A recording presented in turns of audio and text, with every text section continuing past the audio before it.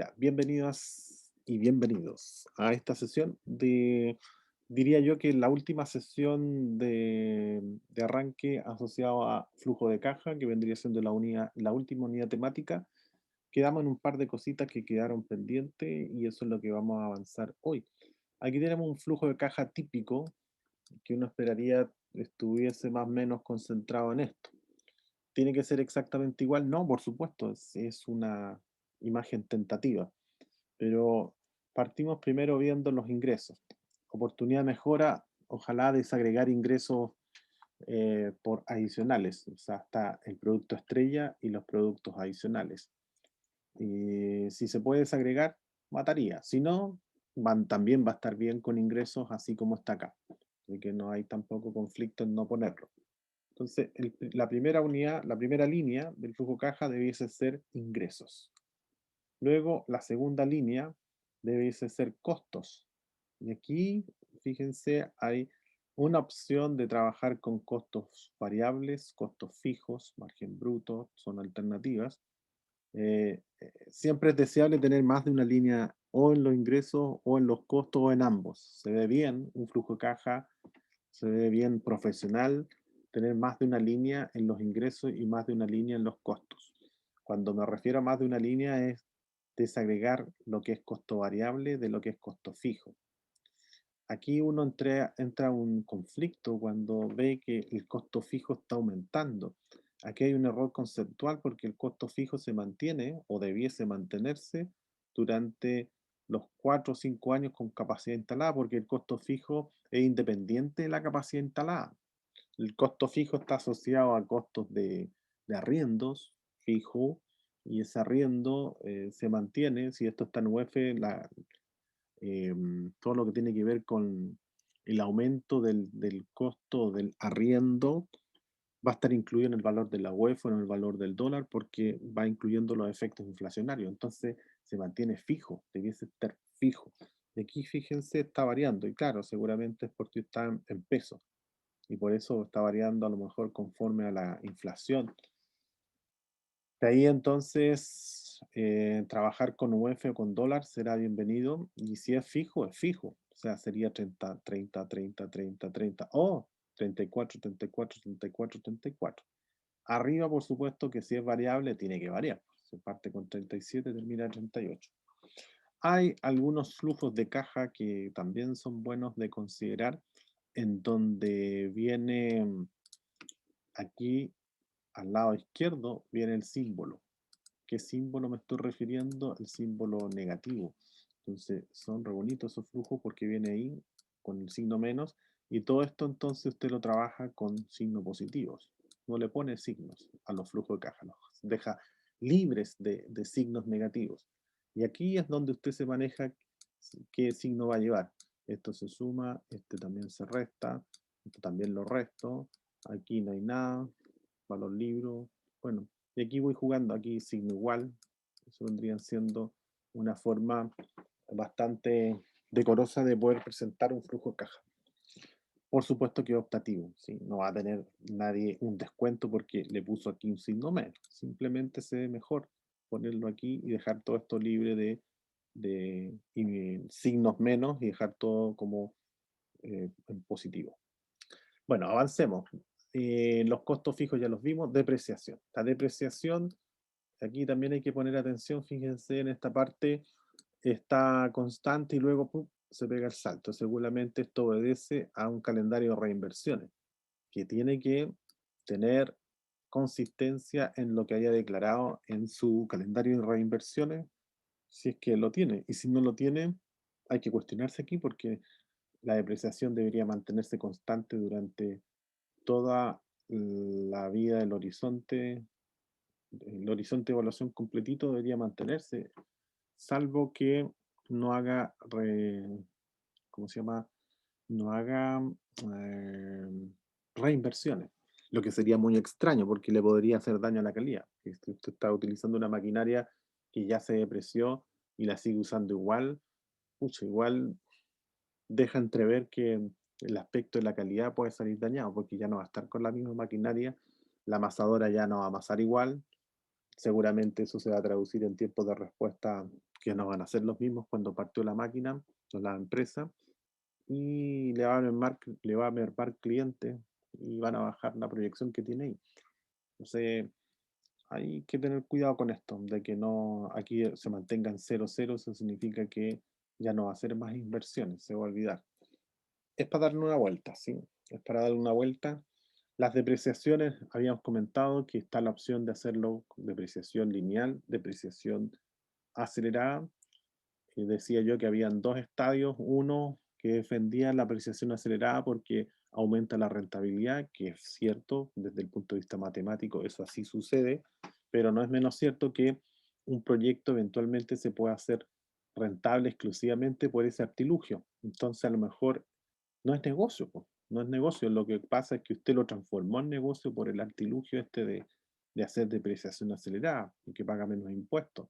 Pero si le saca la depreciación acelerada, ¿le da número azul? Si la respuesta es no, entonces no es negocio, pues no es buen negocio. De ahí que se sugiere entonces trabajar con una depreciación lineal y el, el argumento que está detrás de esa decisión es que si el proyecto ya es rentable con depreciación lineal, aplicando luego depreciación acelerada va a ser mucho más rentable. ¿Cuánto? No sé, pero va a ser bastante más rentable. Una alternativa podría ser depreciación lineal y luego, como a veces hay que pensar qué sensibilizar, la sensibilización podría ser cambiar de depreciación lineal a depreciación acelerada. Sería una excelente sensibilización. Y ahí veo cuánto sube el valor actual neto, cuánto sube la TIR, optimizando. Ahí optimizo, eh, pasando de una depreciación lineal a una depreciación acelerada, sabiendo que van a mejorar todos los indicadores. Se sabe en forma anticipada. Eh, valor libro, habíamos comentado también, está asociado aquí. Eso está asociado en la medida que tenga maquinaria. Si no hay inversiones, aquí puedo echar un vistazo, si hay. Si hay, por lo tanto, eso está relacionado con eso, van de la manito. Si aquí no hubiese, entonces aquí tampoco debiese haber. De ahí lo mismo que acá, pues valor libro es lo mismo. No son, no son lo mismo, me refiero a que están en la misma línea. Estos dos se relacionan con activos, activos fijos. Si no hay activos fijos, no debiese haber valor libre ni tampoco valor de liquidación o valor de salvamento, valor de canje, cualquiera que sean esos sinónimos. Utilidad ante impuesto, ahí hago los deltas, obtengo el valor. Aquí también tener cuidado porque hay planillas de cálculo que llegan y calculan impuestos del número que está arriba, independiente si es positivo o negativo. Y recuerden que los impuestos se pagan solamente en la medida que se generen utilidades. Entonces, si no hay utilidad, no se paga impuesto. Menos aún si es negativo. Si hay negativo, o sea, utilidad no hay, sino que hay déficit, entonces ese déficit no paga impuestos. Aquí tendría que poner cero, porque no paga impuesto con un valor negativo. Lo otro es que si le genera déficit, obviamente esto que inmediatamente activa una línea que aquí la sacaron, porque seguramente no la ocupó, y eso está bien, es buena práctica, que tiene que ver con el arrastre de la pérdida del ejercicio anterior, que aquí no está. Y que claro, que se elimina porque no tiene sentido, no tiene pérdida, por eso es que no la ocupa, pero si a alguno de ustedes le aparece negativo, tendría que hacerse cargo de la pérdida del ejercicio anterior con un crédito a corto plazo y logra pagar ese crédito y ahí avanza hacia adelante. Este no lo tiene, por eso se saca. De ahí entonces podemos sacar otra lección aprendida que si usted se empieza a dar cuenta que, por ejemplo, no tiene valor libro, elimínela. ¿Para qué la va a dejar? Si usted no recupera IVA, elimine la recuperación del IVA. No la deje, no deje nada en blanco, no deje ninguna línea en blanco porque eso es flanco abierto. Y le van a preguntar, ¿y por qué? ¿Y por qué? ¿Y por qué? Y si no tiene una buena respuesta, seguramente le van a hacer daño en la evaluación final. O lo van a penalizar porque no está seguro o da una respuesta que es muy vaga o en realidad no tiene la respuesta y no tiene idea por qué no lo hizo. Entonces, evítese esos momentos o minutos o segundos estresantes y elimino los de cuajo, como lo hizo este titulando. Fíjense, Profesor, tiene todas las líneas ocupadas, ¿sí? yo tengo una consulta con lo que dijo recién. Cuando se genera un flujo, por ejemplo, negativo, yo pedí un préstamo a corto plazo, pero eso lo hice abajo en el flujo neto. ¿O usted sugiere que se hace cuando se genera utilidad antes de impuestos? No, está bien, abajo. Lo Ah, que ya, está ya es eliminado. que me había confundido. No, está bien, tiene que ser abajo. Lo que ocurre es que aquí se eliminó, si se dan cuenta no aparece, están eliminadas, porque como no hubo pérdida, entonces no aparecen las líneas que debiesen aparecer cuando hay pérdida. Así que lo que le estoy tratando de señalar es que si hay alguna línea, una fila, una partida presupuestaria que ustedes derechamente no van a usar, supongamos que se dan cuenta que no van a recuperar el IVA, elimínenlo. No dejen la recuperación del IVA. Tal como lo dice este flujo de caja, no aparece en ninguna parte de recuperación del IVA. No está. Entonces, hay que dejar todas las líneas ocupaditas. Si no hay, no la pongan mejor. No la pongan. Bueno, aquí aparece en el año cero la inversión, inversión de capital de trabajo, inversión en activos. Eh, no aparece puesta en marcha. Eh, entonces, ¿qué podemos hacer ahí? Desagregarlo, porque hay algunos de comisión, algunos profes de comisión que exigen que la inversión venga desagregada en capital de trabajo, gastos de puesta en marcha, y eso de alguna manera tiene el sentido de que yo de esa manera me puedo dar cuenta que a lo mejor al final cuando yo recupero este capital de trabajo, el proyecto se hace rentable por la recuperación del capital de trabajo y no porque el negocio realmente sea bueno. O sea, puedo llegar acá, por ejemplo, a sumar, y el flujo, supongamos que al final, no es el caso, pero supongamos que al final ahí es eh, menos 6 millones, menos 6 millones. Pero cuando yo recupero el capital, como es de 7 millones, entonces gano 1 millón. Entonces digo, es súper rentable porque gané 1 millón. Sí, ganó 1 millón, es cierto, pero lo ganó porque recuperó el capital de trabajo. Bueno, ahí está al revés, 13 millones. Mejor todavía. Aquí serían 11. 13 más 7, 7, 8. ¿Sí, no? 6 más 6, 12, 13, 7. 7 millones ganó. Esa sería su conclusión, 7 millones. Porque el capital de trabajo acá, como es 13, entonces cuando yo recupero el capital de trabajo, se lo sumo al final. ¿Sí? Eso es lo que tengo que hacer desde el punto de vista contable. Se lo sumo, 13 menos 6 millones, eso me da 7 millones. Conclusión, eh, feliz porque fui capaz de recuperar o de tener utilidades al final del horizonte. Sí, es cierto, efectivamente tiene utilidades de 7 millones, pero si yo no recupero, ¿cuánto tiene? Menos 6, menos 6, o sea, menos 6 millones, o sea, ese negocio no es rentable, pues no tiene por dónde, al menos en el año 5 no está recuperando todavía, porque todavía tiene un valor arrastrado de 6 millones negativos y que los logra ser positivos solamente porque les tiene que sumar capital de trabajo que va a estar disponible para el ciclo que viene. Entonces, un poco para eso es buscar esta separación, para darnos cuenta si el proyecto es o no conveniente, no, no agregando el flujo asociado a capital de trabajo, inversión de capital de trabajo. Luego viene la amortización. Claro, la amortización tiene que ir de la mano con el interés. Ahí, por ejemplo, 900. ¿Y dónde está la amortización? 1 millón. 1.600.000. Estoy amortizando 1.800.000 sigo amortizando más, y aquí 2 millones, 2 millones, hasta llegar finalmente a cero.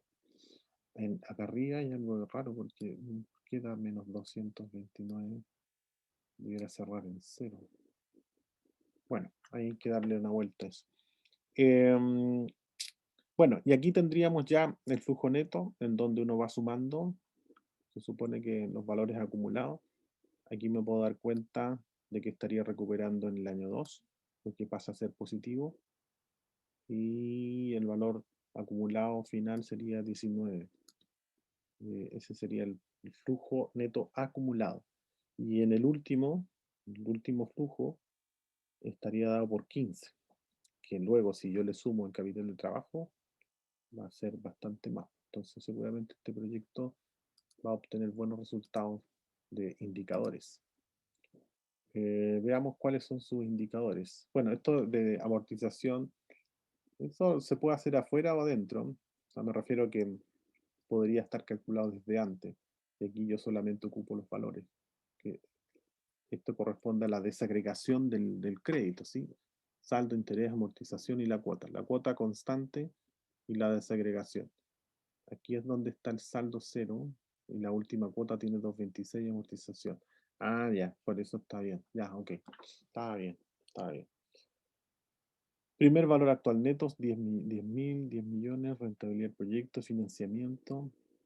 Aquí estamos con 75% financiamiento y el valor actual neto da 10.700.000. Y la tasa interna 69%. Payback 1.32. Aquí ya tenemos el detalle. Esto está bueno porque aquí aparece el flujo puro con 25, 50 y 75 y aquí aparece la sensibilización. Y aquí sensibilizó el precio. El precio, eso significa que cuando uno sensibiliza, esto es importante que ojalá lo recuerden, uno sensibiliza siempre en función de una variable. Las sensibilizaciones son univariables. ¿Eso qué significa? Y yo no puedo sensibilizar ingresos propiamente tal, sino que tengo que sensibilizar el precio o la cantidad. Así que quiero decir sensibilizar los ingresos. Y algo similar me pasa con los costos. Los costos, recuerden que tiene una componente fija y también tiene una componente variable. Y que también cuando yo sensibilizo, tengo que hablar de qué tipo de costo estoy sensibilizando. Entonces, la sensibilización es univariable y digo, voy a sensibilizar el precio. Voy a sensibilizar la cantidad que me compran. Entonces, si bien es cierto, estos resultados van a ser los mismos para la cantidad demandada como para el precio, ahí yo defino arriba qué es lo que voy a hacer, si es por precio o por cantidad. Si es por precio, estoy diciendo que disminuya el precio en un 5%, que disminuya en un 10% el precio de venta. Entonces, si es precio de venta, me tiene que hacer daño al valor actual neto. Y aquí estoy bien. Bueno, aquí una oportunidad mejora separadores de 1000, porque ahí uno lee mejor qué ocurre. Aquí tengo que ir separando yo. Esto me da 1.100.000, 1,2 millones. Este, eh, aquí 7 millones. Fíjense que es bien sensible al cambio en el precio, porque aquí estoy hablando de 1.200.000 y aquí inmediatamente paso a 7 millones. O sea, si bajo el precio en 5%, tengo un valor actual neto de 7 millones. Si lo bajo en 10, todavía resisto y tengo un valor actual neto de 1 millón, 1.200.000. Si no bajo el precio, por supuesto que debiese ir aumentando. Ya voy en 12 millones con 5%. Si aumento el precio en 5%, gano 24. Y en un 10%, 36 millones. O sea, bien sensible este proyecto a los, al precio, a las variaciones del precio. Más aún, aquí hablamos de sensibilización de 5 en 5, pero aún así resiste una bajada en el precio del 10%. Esto mismo podríamos hacerlo con los costos. Y los costos, uno habla de los costos de las materias primas, principalmente. ¿En cuánto resisto? Aquí sería al revés. Si mi materia prima aumenta en un 5%, aquí debería bajar el valor actual neto. Y aquí bajó a 77. O sea, 1, 2, a 7 millones. ¿Sí? 7 millones. 7,8 millones. Y si baja en un 10%, baja 2,6 millones. En síntesis, este proyecto podría perfectamente resistir con capital propio, puede resistir súper bien a un aumento en el precio de las materias primas en un 10%. Sería bueno saber qué pasa que si sube el tipo de cambio, si es que es una empresa que utiliza las importaciones. Por eso hay que verlo ahí que sube el tipo de cambio en un 5, en un 10%, disminuye en un 5, en un 10%, cómo se refleja eso en mis costos. Y luego también interesante considerar en estos análisis el trabajo que se puede hacer con Crystal Ball. Crystal Ball, la virtud que tiene es que, como les comentaba, tiene la posibilidad de hacer más de 10.000 iteraciones en un segundo y les da el comportamiento completo que tiene el valor actual neto en miles de escenarios, 10.000 escenarios. Y ahí aparecen las probabilidades que eso pueda ocurrir. Entonces, ¿cuál es la probabilidad de que tengamos un valor actual neto de 33? Es baja, pero ¿cuál es la probabilidad que tenga esto? Es bastante alta. Esa es la virtud que tiene este, este método. Ahí uno tiene que ingresar eh, cuáles son las variables con las cuales uno ingresa a Crystal Ball. Están dadas por los distintos escenarios, que son tres. Tres escenarios, con tres escenarios puede hacer este trabajo Crystal Ball, que podría ser el escenario optimista, pesimista y realista, que es parecido a lo que nosotros vimos en alguna sesión sobre el costo estimado o los precios estimados, que trabaja con la probabilidad gaussiana. Aquí también, ahí la sugerencia en Crystal Ball es trabajar con la triangular, porque le va a dar la opción en cuál distribución poner la triangular. Esa es la que es más conveniente utilizar para flujos de caja, que está sugerida, por cierto. Y ahí eh, uno puede sacar mensajes como el que aparece abajo, donde el 86% de certezas se obtiene un valor neto positivo al variar los costos, al hacer variar los costos y se obtiene un retorno sobre los esperados de los inversionistas. Eso se está leyendo aquí.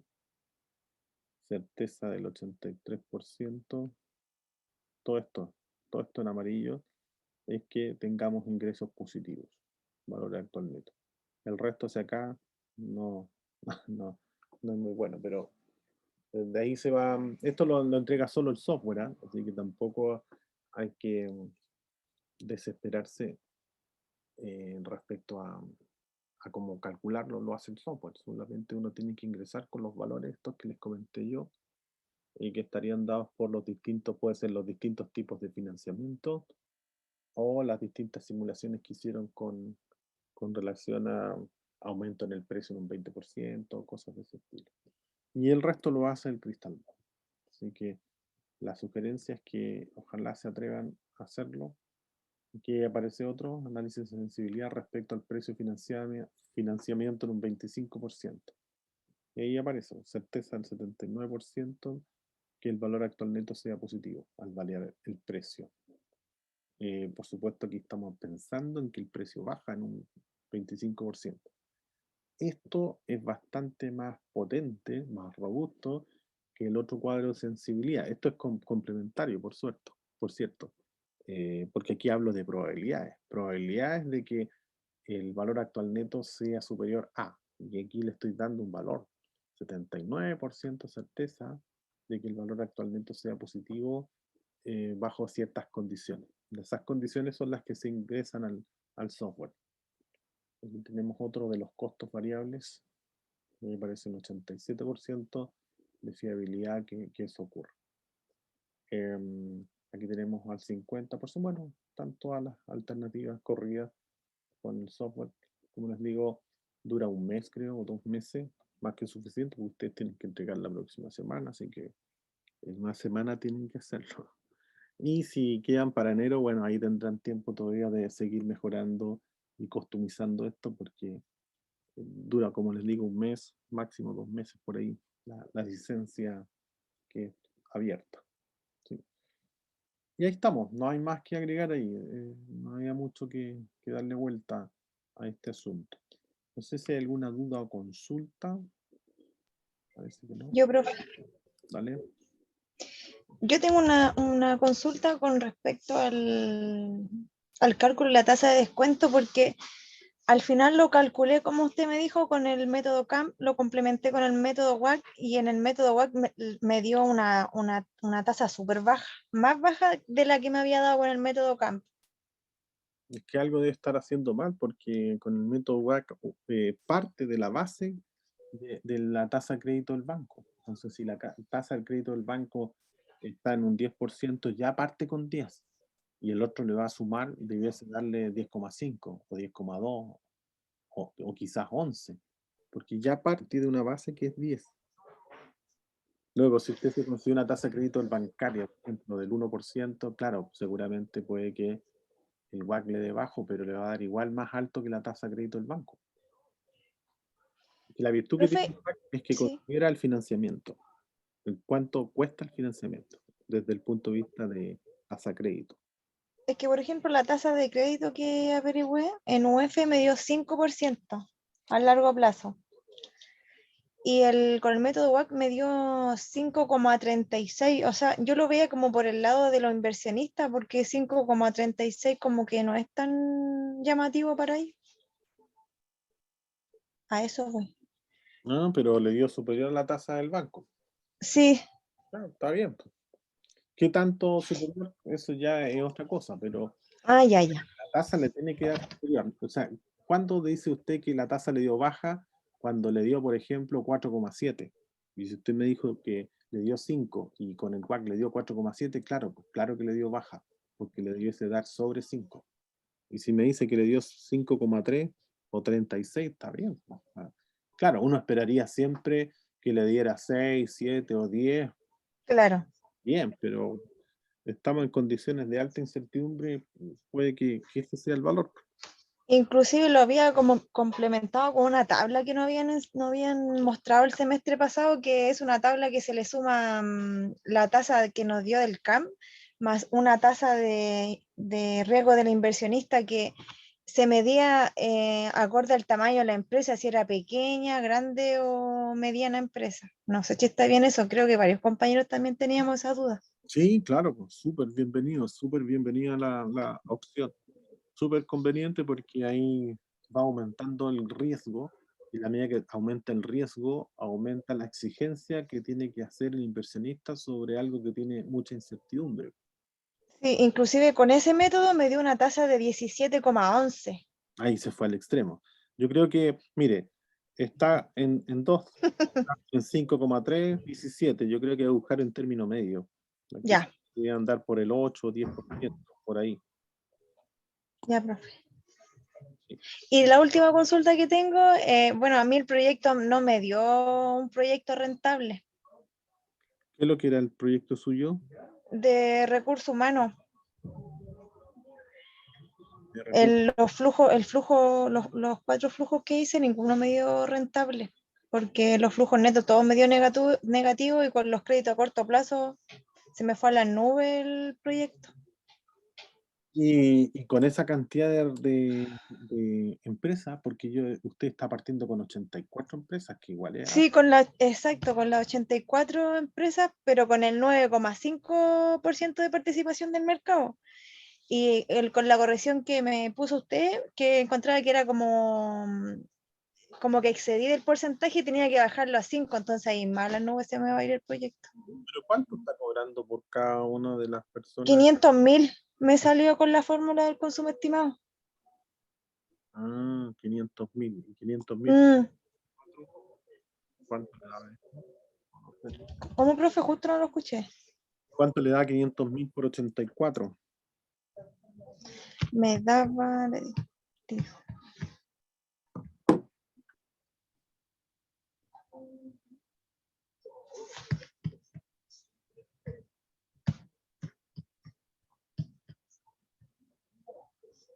lo estoy buscando.